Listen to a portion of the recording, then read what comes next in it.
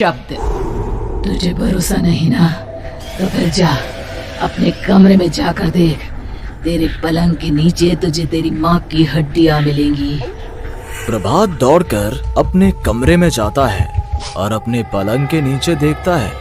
वहां पर सचमुच एक कंकाल पड़ा हुआ था और उसके शरीर पर जो कपड़े थे वो प्रभात की माँ के थे।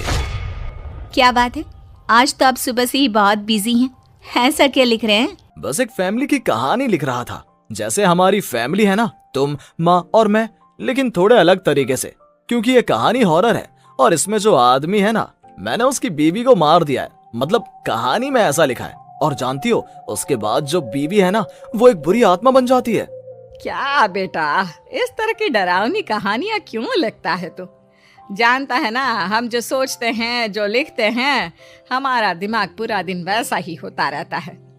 माँ, परेशान होने वाली क्या बात है? राइटर हूँ मैं, मेरा तो काम है कहानियां लिखना। और वैसे भी ये सिर्फ एक कहानी है माँ, कोई सच नहीं है। उसके बाद कुछ दिन बीत जाते हैं। एक रात प्रभात को अपने ऑफिस से लौटने में देरी हो जाती है। रात के लगभग 12 बजे हुए थे। प्रभात जैसे ही अपने घर पहुंचता है, उसने देखा कि उसकी पत्नी दुर्गा डाइनिंग टेबल पर उसका इंतजार कर रही है। आ गए आप? कब से आपका इंतजार कर रही थी। देखिए ना, खाना भी ठंडा हो गया है। अरे दुर्गा, आज तुमने अपने इतने लंबे लंबे बालों को खोलकर क्यों रखा है? तुम तो हमेशा अपने बाल बांध कर रखती हो। वो क्या है ना प्रभात, जब इंसान अपनी जिंदगी से मुक्त हो जाता है ना, तो उसे दूसरे सारे बंधन खोल देने चाहिए। इसलिए मैंने अपने बालों के बंधन भी खोल दिए। ये तुम किस तरह की बातें कर रही हो? तुम ठीक तो हो? मैं बिल्कुल ठीक हूँ प्रभात। अच्छा चलो खाना खाओ। वो क्या है ना दुर्गा, मुझे भूख नहीं है। ऑफिस में कुछ खा लिया था। कोई बात नहीं, मैं तुम्हारे लिए एप्पल काट देती हूँ, एप्पल खा लो। नहीं दुर्गा, मुझे नहीं खाना है, मेरा मन नहीं है यार। तभी अचानक से दुर्गा अपने हाथ में एक बड़ा सा चाकू लेकर प्रभात पर हमला कर देती है। प्रभात अपने आप को बचाने की कोशिश करता है। आज मैं तुझे नहीं छोड़ूंगी, तुझे अपने साथ लेकर जाऊंगी अपनी दुनिया में। ये क्या बोल रही हो तुम? तुम्हारा दिमाग खराब हो गया है। आखिर तुम हो कौन? दुर्गा अपनी गर्दन टेढ़ी करते हुए बोलती है। मैं दुर्गा हूँ, तुम्हारी पत्नी। ध्यान से देखो मेरी आंखों में। प्रभात बुरी तरह से डर जाता है और घबराहट में वो चाकू अपनी पत्नी के पेट में मार देता है। उसकी पत्नी की वहीं के वहीं मौत हो जाती है और उसकी चीख की आवाज सुनकर उर्मिला दौड़ते हुए बाहर आती है। ये तूने क्या किया प्रभात? तुमने अपनी पत्नी का खून कर दिया। लेकिन तू तो उसे बहुत प्यार करता था बेटा। तूने बहू को क्यों मार डाला? माँ, ये आपकी बहू नहीं थी, इसके अंदर कोई बुरी आत्मा घुसाई थी। मैं नहीं जानता ये सब कैसे हो गया, लेकिन वो मुझ पर हमला कर रही थी, मुझे मारने की कोशिश कर रही थी। माँ, मैंने कुछ नहीं किया। ये तूने क्या कर दिया बेटा? दुर्गा ने मुझे कहा था कि वो तेरी कहानी को उस कैरेक्टर की तरह एक्टिंग करके तुझे डराने की कोशिश करेगी। अरे वो तो तेरे साथ मजाक कर रही थी। हे भगवान, ये क्या हो गया? इसका मतलब दुर्गा। लेकिन माँ, मैंने जो कहानी लिखी थी उसमें भी ऐसा ही हुआ था। उस औरत ने अपने पति के साथ मजाक किया और गलती से उसके पति ने उसके पेट में चाकू मार दिया। मेरी कहानी सच कैसे हो सकती है? माँ, मुझे बहुत डर लग रहा है। अब ये सोच, दुर्गा की लाश का क्या करें हम? अगर गलती से भी ये बात बाहर फैल गई ना, तो तुझे पूरी जिंदगी जेल की सलाखों के पीछे रहना पड़ेगा। एक काम करते हैं माँ, हम घर के पीछे वाले बगीचे में उसकी लाश को दबा देते हैं। अगर कोई पूछेगा तो कह देंगे कि उर्मिला अपने मायके गई और फिर एक दिन हम भी अचानक यहाँ से कहीं दूर चले जाएंगे। कोई नहीं आएगा हमें पूछने, कोई नहीं आएगा माँ, बाद में जो होगा हम देख लेंगे। प्रभात अपनी माँ उर्मिला की मदद से दुर्गा की लाश को अपने घर के बगीचे में गाड़ देता है। कुछ दिन तो ऐसे ही बीत जाते हैं, लेकिन एक दिन अचानक रसोई से आ रही कुछ आवाजें सुनकर प्रभात की नींद खुलती है। प्रभात ने देखा कि वहां पर एक लंबे बालों वाली औरत दूसरी तरफ चेहरा करके खड़ी हुई थी। कौन है? कौन है वहां पर? अरे कौन हो तुम? मैं दुर्गा हूँ प्रभात। क्या हुआ? मुझसे इस तरह के सवाल क्यों कर रहे हो तुम? तुम दुर्गा नहीं हो सकती। दुर्गा तो प्रभात, मैं तुम्हारी पत्नी हूँ, तुम मुझे कैसे भूल सकते हो? 4 दिन के लिए मायके क्या चली गई, तुम तो मुझे भूल ही गए। अब अगली बार ना मैं कहीं नहीं जाऊंगी। पता चला तुमने तो मुझे पहचानने से ही इनकार कर दिया। नहीं, तुम दुर्गा नहीं हो सकती। तुम दुर्गा हो ही नहीं सकती। मैं जानता हूँ ये सब क्या हो रहा है। मैंने अपनी कहानी में लिखा था कि उस आदमी की पत्नी की मौत के बाद एक बुरी आत्मा उसका रूप लेकर उसके घर में आ जाती है। तुम वही हो ना? और अचानक से खूबसूरत दुर्गा का चेहरा काला पड़ जाता है। उसकी आंखें लाल हो जाती हैं और पूरे शरीर पर बाल, लंबे नुकीले नाखून, उसके दोनों पैर उल्टे हो जाते हैं और बेहद डरावनी आवाज में वो चिल्लाकर कहती है, बुरी आत्मा, मेरा खून करके मुझे अपने ही घर में गाड़ कर तू मुझे बुरी आत्मा कह रहा है?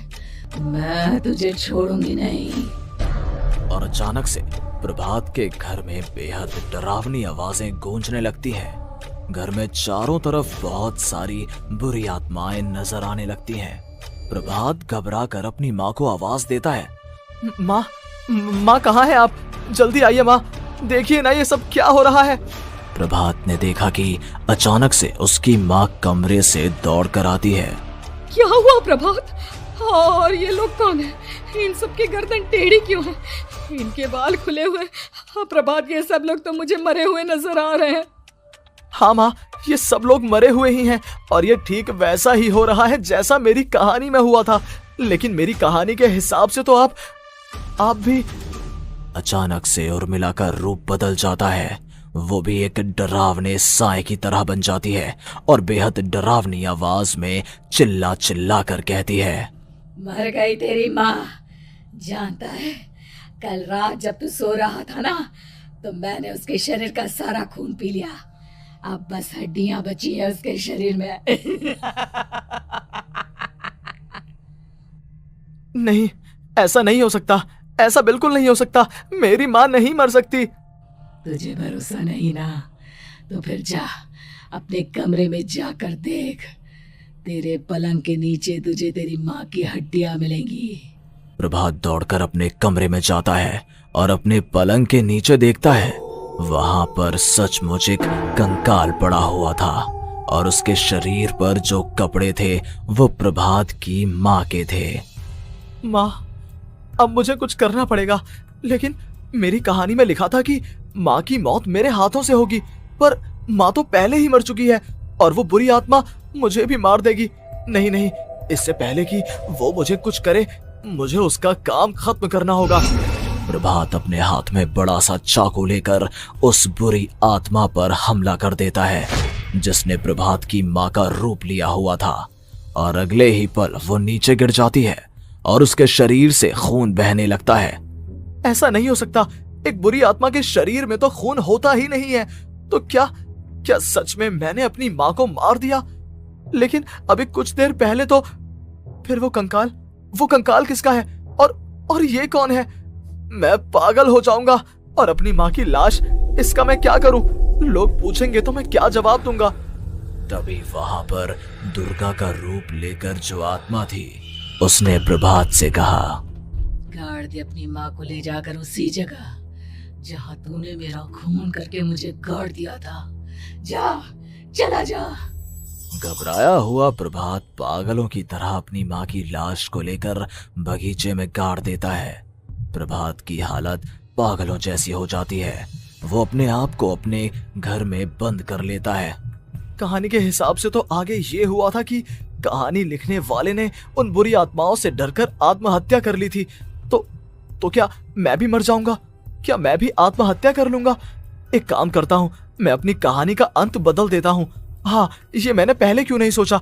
मैं लिख दूंगा कि कहानी को लिखने वाला आत्महत्या नहीं करता, बल्कि कहीं दूर जाकर नए सिरे से अपनी जिंदगी शुरू करता है। यही सोचकर प्रभात ने अपनी लिखी हुई कहानी को बाहर निकाला और उसे पढ़ना शुरू किया। ये देखकर वो हैरान रह गया कि कहानी का क्लाइमैक्स तो किसी ने पहले ही बदल दिया था। ये क्या? इसमें तो लिखा हुआ है कि आखिर में उस लेखक की पत्नी और माँ दोनों बगीचे में जिंदा दफन थे। बुरी आत्माओं ने उनको कैद करके रखा था और वो लेखक अपनी माँ और पत्नी दोनों को जिंदा बाहर निकाल लेता है। लेकिन लेकिन ये सब लिख किसने दिया?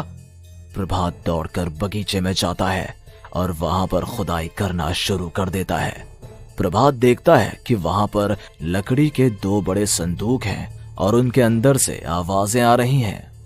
प्रभात, प्रभात बचा लो मुझे, अगर थोड़ी देर और हो गई तो वो मुझे छोड़ेगी नहीं। बेटा देखो, मैं इस बक्से के अंदर बंद हूँ, प्लीज मुझे बाहर निकालो, वो बुरी आत्मा किसी भी वक्त मुझे मार डालेगी। प्रभात वो दोनों बक्से बाहर निकालता है और अपनी पत्नी और माँ दोनों को आजाद करवा लेता है। लेकिन तभी वहां पर अचानक से एक बेहद डरावनी और खौफनाक दिखने वाली औरत आ जाती है। तुझे क्या लगा था इतनी आसानी से अपनी पत्नी और माँ को बचा लेगा?